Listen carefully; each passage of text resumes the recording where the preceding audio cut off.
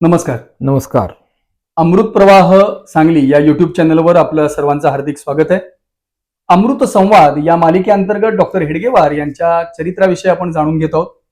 आज आपल्या बरोबर आहेत सांगलीतील एका नामांकित शिक्षण संस्थेमधून सेवानिवृत्त झालेले आणि त्याचबरोबर लहानपणापासून समाजकार्याची आवड असणारे बाळासाहेब मोहिते पाटील. तर स्वागत आहे. नमस्कार. बाळासाहेब, आपण आपल्याला हे तर माहिती आहे की केशवराव डॉक्टरी शिक्षण घेण्यासाठी कलकत्त्यामध्ये गेले. तिथे गेल्यानंतर त्यांनी अनेक समाजातील अनेक घटकातून आपापले मित्र गोळा केले, त्यांच्याबरोबर मैत्री वाढवली, मित्रसंबंध चांगले प्रस्थापित केले. पण त्या सगळ्या कालावधीमध्ये कलकत्त्यातलं स्वातंत्र्यपूर्व काळातला तो एक महत्वाचा भाग होता. तर तिथलं वातावरण नेमकं कसं होतं ते जाणून घ्यायला आवडेल मला. तो काळ होता साधारण 1908-9चा असा काळ होता तो. त्यावेळी केशवराव त्या ठिकाणी गेलेले होते. बरोबर. त्या कलकत्त्यातल्या वातावरणाचा जर विचार केला तर त्याचे दोन भाग केले पाहिजेत. एक तर इंग्रजांचं त्या ठिकाणी प्राबल्य होतं. तिथल्या सगळ्या समाजाला टाचेखाली ठेवायचं काम इंग्रज करत होते. बरोबर. इंग्रज आपला कायदा कसा त्या ठिकाणी राबवला जाईल हे बघत होते आणि जे राबवणार नाहीत त्यांना प्रचंड मोठी शिक्षा देत होते. एका अर्थानं हा समाज त्यांच्या टाचेखाली होता. बरोबर. आणि दुसरा त्या ठिकाणी असणारे जे काबुली मुसलमान होते, विशेषतः काबुली मुसलमान, हे त्या ठिकाणी खूप दंगे माजवत होते. आणि दंग्यांचं त्यांचं शस्त्र काय होतं तर गाय कापणे त्यांचं शस्त्र होतं. आणि त्या अशा गायी कापायच्या. एकदा तर त्यांनी कहर केला, रस्त्यावरती गाय कापली. बापरे. आणि त्या ठिकाणी जी गाय कापली त्या ठिकाणी मारवाडी व्यापाऱ्यांची वसाहत त्या ठिकाणी होती. आणि दंगल सुरू झाली.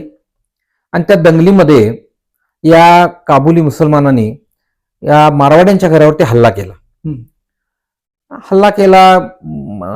बायकांची आबरू घ्यायचा प्रयत्न केला, कानातल्या नथी कापून घेतल्या, नाकातल्या नथी काढल्या, असे प्रकार त्यांनी केले. हाहाकार उडाला. पण तिथल्या हिंदूंनी फारसा त्यांना मदत केली नाही. का बरं? त्याचं कारण असं की ज्यावेळी आपल्या या मारवाडी समाज, ज्यावेळी हा हिंदू समाज त्या ठिकाणी बंगालच्या फाळणीनंतर काही कार्यक्रम करत होता, विशेषतः स्वदेशी आंदोलन किंवा सभा मोर्चे असे करत होता, त्यावेळी हा मारवाडी समाज त्यांना साथ देत नव्हता. तो राग हिंदू समाजाच्या मनामध्ये होता आणि त्याचं पर्यावसन हे त्यांच्या दंगली झाल्यानंतर मदत न करण्यात झालं. ही परिस्थिती केशवरावांनी बघितली. पण ते लगेच नवीनच त्या ठिकाणी होते, त्यामुळे त्यांना काही फार आपण ह्यात करू शकू असं लक्षात आलं का करू शकणार नाही. म्हणून त्यांनी एक 8-10 जणांचं पथक तयार केलं आणि ह्या ज्या दंगलग्रस्त भागामध्ये त्यांनी सेवा शुश्रूषा केली ती खूप चांगल्या पद्धतीने केली. त्याच्यानंतर गवगवही झाला. याच कालावधीमध्ये माझ्या वाचनात असं आलं की मौलवी लियाकत हुसेन म्हणून एक मुस्लिम होते. बरोबर. आणि हिंदू मुस्लिम दंगली जरी होत असल्या तरी केशवरावांनी त्यांना खूप मदत केली. मग तो काय किस्सा आहे? ते जे मौलवी लियाकत हुसेन या नावाचे मुस्लिम ग्रस्त होते हे अतिशय देशभक्त होते. म्हणजे त्याला एक जोड द्यायचे म्हटलं तर भांगेत उगवलेली तुळस असं म्हणायला लागेल, इतकं ते चांगले सद्ग्रस्त होते. ते वयानं तसे मोठे होते, पण देशाचा बद्दल त्यांना खूप मोठा अभिमान होता. इंग्रजांची वक्रदृष्टी त्यांच्यावर होती. त्यामुळे ते काही काळ बाहेर असायचे, काही काळ जेलमध्ये असायचे. पण ज्यावेळी ते बाहेर यायचे तेव्हा ते आपल्या या देश स्वातंत्र्यासाठी काही ना काही आंदोलन करायचे, मोर्चे काढायचे, सभा घ्यायचे, सभेमध्ये बोलायचे आणि अतिशय कर्मठ होते. त्या ठिकाणी स्वदेशी वस्तू केंद्र घेणे चालू केलं होतं. त्यानंतर ते अतिशय साधे राहत असत. त्यांचा सगळा मुसलमानी पेहराव त्यांनी टाकला होता आणि पांढरा शर्ट, साधा कुर्ता, पांढरी टोपी अशा वेशात ते राहत होते. आपल्या गरजा अत्यंत कमी त्यांनी केल्या होत्या. अगदी 3-4 आण्यामध्ये ते आपला महिना भागवत होते. इतके ते देशभक्त होते. आणि केशवरावांची दृष्टी त्यांच्याकडे गेली आणि केशवरावांच्या असं लक्षात आलं की हे जरी मुस्लिम असतील तर हे देशभक्त आहेत आणि आपण यांना मदत केली पाहिजे. आणि म्हणून ज्या ज्यावेळी काही सभा असायच्या त्यावेळी केशवराव त्या सभेची व्यवस्था बघायची. ती सभा चांगली होईल याच्याकडे लक्ष द्यायचे, त्याची प्रसिद्धी चांगली होईल याकडे ते लक्ष द्यायचे.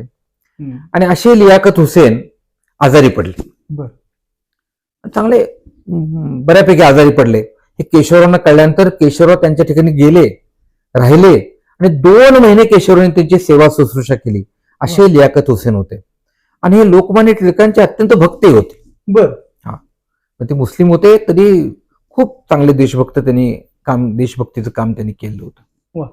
म्हणजे यावरून आपल्या 1-2 गोष्टी लक्षात येतात. एक म्हणजे आपण जिथं गेलोय तिथल्या समाजाला आपलंसं करून घ्यायचं झालं तर त्या समाजातल्या त्या ज्या उणीवा आहेत त्या उणीवा कशा पद्धतीनं दूर करता येतील याचा विचार डॉक्टरांनी केला अगदी होता. बरोबर. आणि त्याचबरोबर दुसरी गोष्ट अशी की कोणत्या समाजातील माणूस आहे, हिंदू आहे का मुस्लिम आहे हे न बघता ज्याला गरज आहे त्याच्या बरोबर आपण थांबलं पाहिजे. तो आपला एक समाज अगदी भक्त हे केशवरावांनी आपल्या वर्तनातून दाखवून दिलं.